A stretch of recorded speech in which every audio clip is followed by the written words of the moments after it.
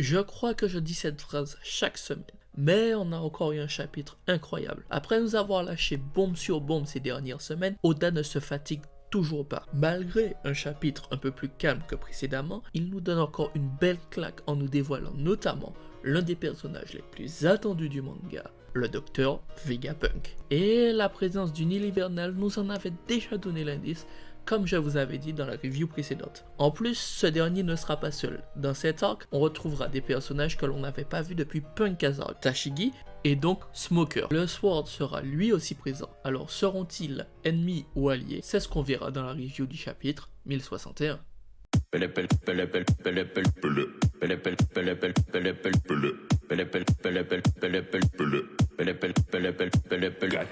Et donc salut à tous et bienvenue sur One Piece Road.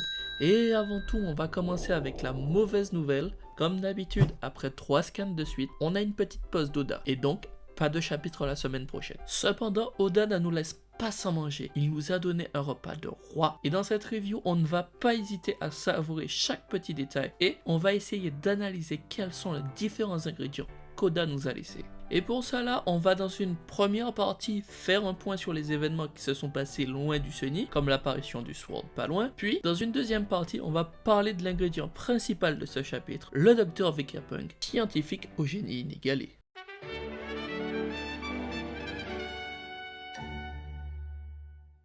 Qu'est-ce que serait One Piece si nos Mugiwara ne se séparaient pas dès qu'ils arrivaient sur une île? Franchement, je me pose encore la question. Car oui, pour ce début d'arc, encore, les Mugiwara se séparent et se retrouvent d'un côté avec Jinbei, Luffy et Chopper, avec Bonnie, et de l'autre côté, le reste de nos Mugi sur le Sunny avec Vegapunk. La première chose qu'Oda nous montre, c'est la réactivité de Jinbei pour sauver nos utilisateurs de fruits du démon, et donc sa présence dans l'équipage en tant qu'homme poisson sera beaucoup mise en avant pour éviter ce genre de situation. Et là où Zoro et Sanji étaient souvent les sauveurs, la présence de Jinbei est d'autant plus rassurante. On se retrouve donc avec notre capitaine échoué sur un morceau de terre avec Bonnie, et un détail qui m'a interpellé est la forme de Luffy.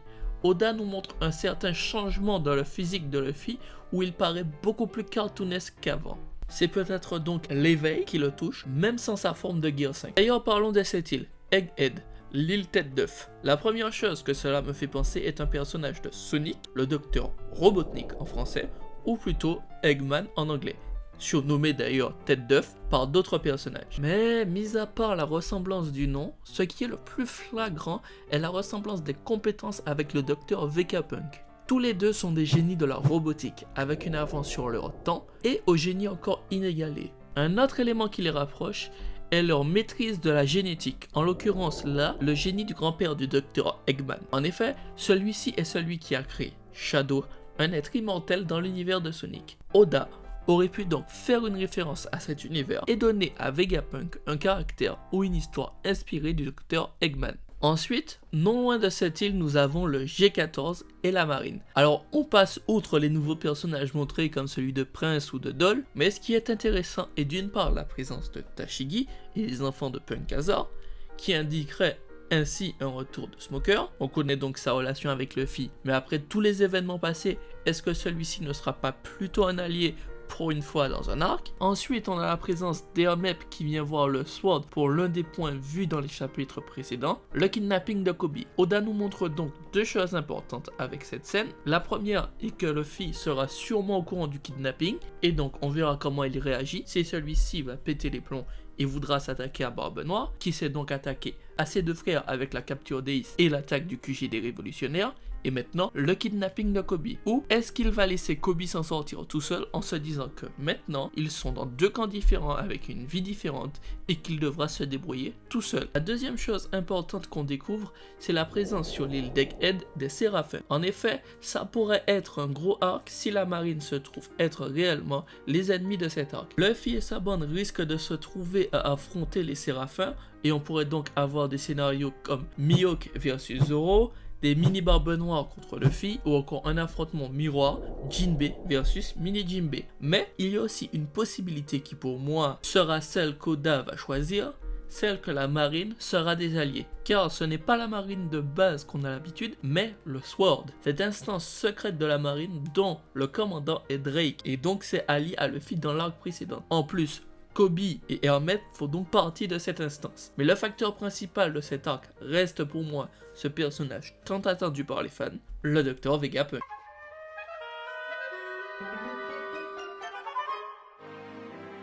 Bon, passons au gros morceau de ce chapitre, celui qu'on attendait depuis une éternité. On parle bien évidemment de Vegapunk. Enfin, de la personne qui se prétend Vegapunk. Car la première remarque qu'on a à faire, c'est qu'on n'a pas eu ce petit panneau de présentation de personnage avec le nom, la fonction, etc. comme on a vu à plusieurs reprises déjà dans ce chapitre. Et puis ensuite, on a ce Punk 02 écrit sur sa combinaison. Cela indique plusieurs possibilités que l'on va voir dans l'ordre de probabilité selon moi. Alors la moins probable est que ce soit vraiment lui, enfin elle pour le coup, et que c'est juste la combinaison qui est une invention, un peu comme celle de la famille Vinsmoke et leur tenue Power Rangers. Surtout que l'on sait qu'elle a travaillé avec Judge par le passé. Soit c'est une hybride comme Franky, avec le BF38, le BF37, etc. Donc ce Punk 02 serait la version 2 de ce corps. Mais pour moi, la plus probable reste celle que ce n'est pas son corps principal, et qu'en fait, il ne le contrôle qu'à distance, et que ce Punk 02 soit juste un robot comme Kuma. Il serait ainsi comme Pain dans Naruto, un vieux schnock contrôlant plusieurs robots à distance. Et donc la femme se prétendant Vegapunk n'est que le deuxième robot de la suite Punk. Il peut donc y en avoir plusieurs, le Punk 01 qu'on n'a pas encore vu, et le Punk 03 qui est le requin dont Vegapunk n'a pas encore le contrôle sur ses désirs.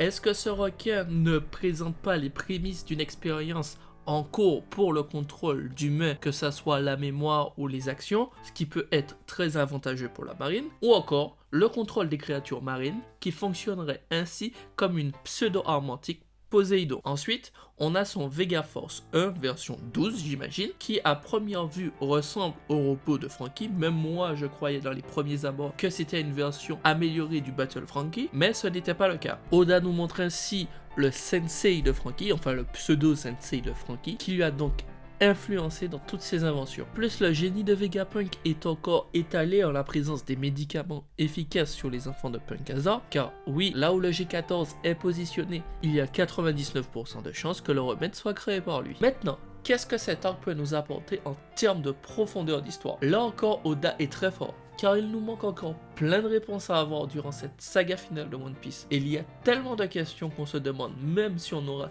toutes les réponses attendues. Mais aujourd'hui, il nous calme tous. Il nous dit, vous voulez des réponses? Ok, je vous emmène sur l'île du plus grand génie du monde de One Piece. Celui qui a 500 ans d'avance sur son temps. Et celui qui peut nous donner ainsi le maximum de réponses en un temps record.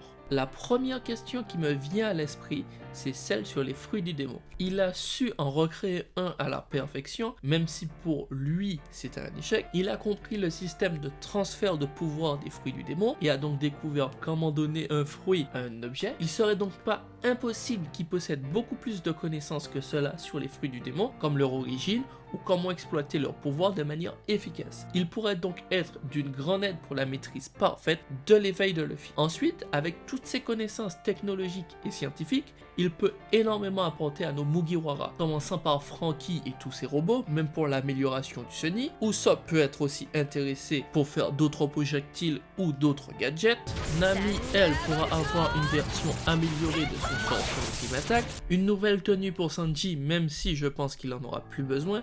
Bref, de grandes possibilités. De plus, ce sera le moment parfait pour en savoir plus sur le scientifique et son histoire, avoir ainsi son flashback et peut-être son lien avec les révolutionnaires. La grande question maintenant est de savoir si Oda a prévu un arc comme celui de Punk Hazard ou celui de Zou, c'est-à-dire posé en termes d'action ou même d'ennemis, et que ce sera donc un arc de transition, ou si ce sera un gros arc comme celui de Dressrosa, Wano Kuni ou encore Walking Island. Moi, j'opte pour un arc assez court de transition, car je doute que Vegapunk sera un ennemi, car les Mugi rencontrent rarement un gros ennemi dès leur arrivée sur une île, mais la question mérite quand même d'être posée si le Doc sera un ennemi ou un allié. Et une des choses intéressantes de ce chapitre est de savoir la relation avec Jewelry Bonnie. On doute qu'elle en veuille à Vegapunk par rapport à ce qu'il a fait à Kuma, mais plutôt que de venir par simple vengeance, elle a l'air d'être venue pour plus une discussion ou une simple engueulade. Et donc la raison pour laquelle Akainu était si tendre avec elle était simplement due au fait qu'elle est liée d'une manière ou d'une autre au docteur Vegapunk, comme un lien familial ou un lien amical. Mais mon hypothèse est que l'on sait que Bonnie est lié à la royauté d'un ancien royaume, celui de Sorbet, dû à sa ressemblance à la reine mère de ce royaume, et sa proximité avec Kuma qui est l'ancien roi de ce royaume. Ensuite, le nom de ce royaume est très glacial, et il y a possibilité que c'était donc une île hivernale où Vegapunk a pu rester pendant un certain temps. C'est ainsi qu'il rencontre Kuma et Bonnie, et se rapprochera ainsi de ces derniers. Kuma, Bonnie et donc Vegapunk quelques années plus tard ont dû prendre des chemins opposés, et ainsi se retrouver quelques années plus tard avec les événements qu'on connaît, avec Kuma, Vegapunk et la création des pacifistas. Et maintenant, Bonnie veut de nouveau le rencontrer afin de savoir ce qui s'est réellement passé. En bref, Oda nous entame cet arc avec de grandes perspectives.